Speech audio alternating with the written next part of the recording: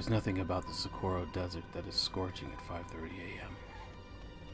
With her stilettos behind her, it was the cold, hard fear of the chase that kept her numb to the pain of the sage and the gravel, ripping her bare feet. The metallic churn of the shifting SETI dishes was a cello beneath the staccato of a blue steel .45 cocking behind her. As she spun for one last plea, the red silk wrap that completed her gown the night before unveiled an assailant who squeezed the trigger that ended her.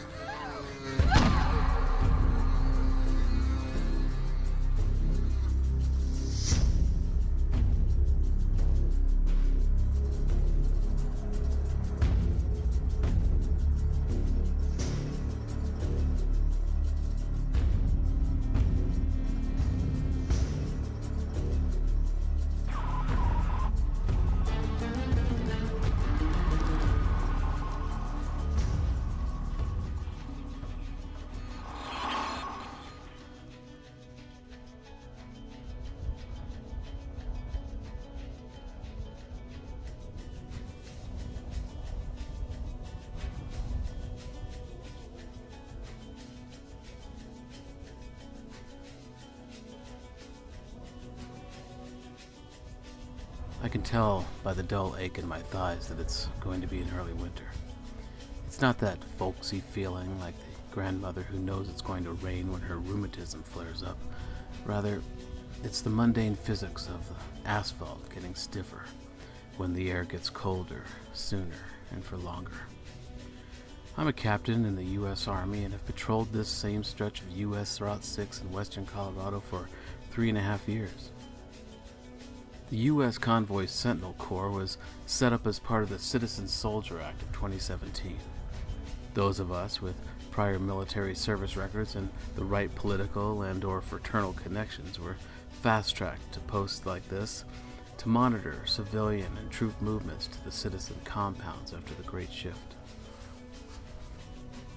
It's a lonesome gig, and except for the periodic inspection of armored personnel carrier civilian transfer convoys, the subtleties of the US6 surface and its effect on my middle-aged body have replaced most original thoughts and emotions, except one: dread.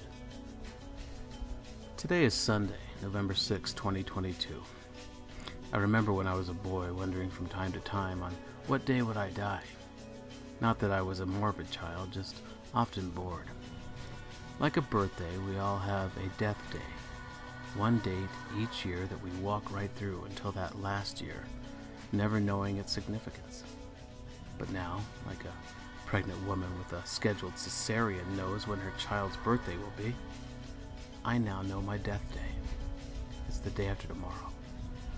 As I walk up the steep path from US6 toward my patrol tower and shelter, made of Army-issued corrugated steel and carbon fiber, the pain in my thighs moves up to my lower abdomen.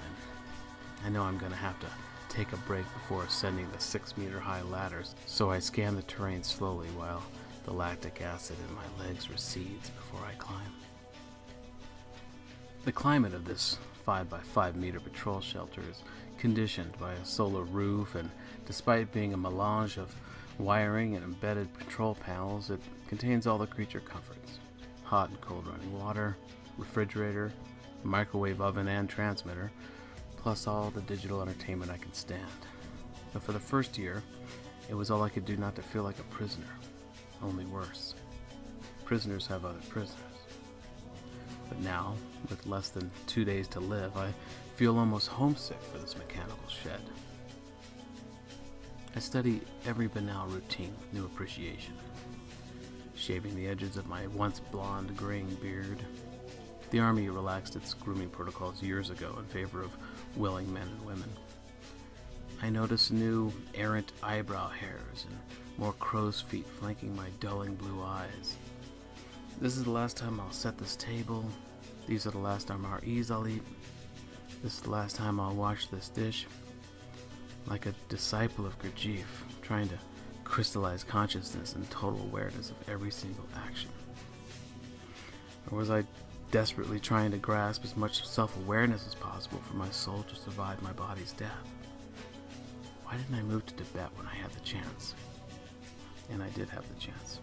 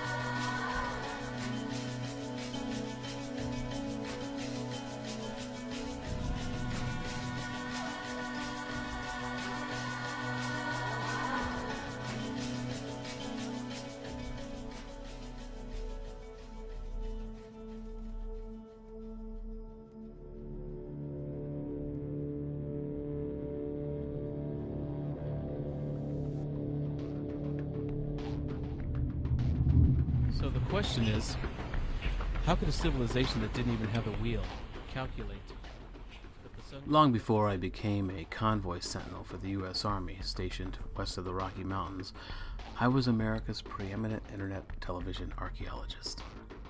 As host of Unearthed with Dr. Emmett Archer, I chased down artifacts all over the globe while millions watched and interacted as amateur detectives. Millions of social network followers meant thousands of real-time searches on Google Earth and digital databases that kept me running from dig sites to archives worldwide, and resulted in dozens of artifacts being found and protected. But there was one artifact in particular that changed everything for me and my family. It was a Spanish morion, or helmet, that belonged to Hernan Cortez, the Spanish conquistador who led the expeditions through Central America and brutally ended the Aztec Empire in the 1500s. It was the pinnacle find of my career. So important the find and intriguing the backstory that we were quickly descended upon by producers who put the story to film. As it turned out, the utter magnificence of this artifact and its history became a mere kernel of a script, a minor role in the treatment that spun the science of it all into a formulaic thriller called The Unveiling. But more people see it now than ever paid to see it in theaters. It's on a continuous loop at the three main gates of the East Rocky Citizen Compound, in an effort, I suppose, to assure the weary refugees that they are in the right place. It also serves as a sensory distraction to the fact that their next life will be little more than MRE rations, primitive plumbing, and existential uncertainty. How did Internet TV's leading archaeologists end up here? A lonely convoy sentinel in western Colorado? It might be hard to imagine, but this is one of the most coveted jobs in the region right now. Compared to the war east of the Mississippi Sea, this is a safe and quiet post. And it's because of my past accomplishments and connections that I was appointed to it. Because of my time in the service before going back to school and the Citizen Soldier Act of 2017, I was given the expedited rank and pay of captain. But the only company I command out here are coyotes, rabbits, and skunks.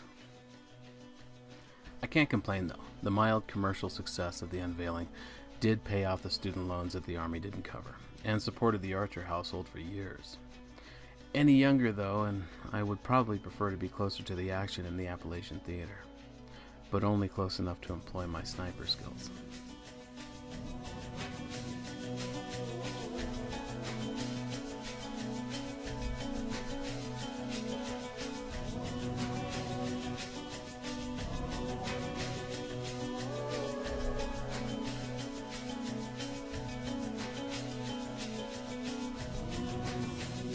Seems counterintuitive on the surface, but my military training and archaeologist education work well together.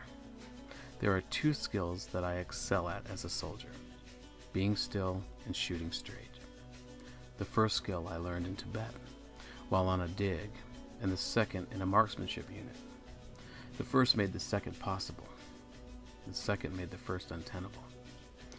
But there is a comfortable rationalization when one understands things from an Eastern ontology. There was no fall from grace in the Eastern traditions, no Augustinian guilt of an original sin, thus no evil or good. Emptiness and fullness. When I was most empty, my aim was most exact. But I've lived many years since then, and I've filled up on many sins, original and forged. So, while the muscle memory in my finger remains, my aim isn't always true.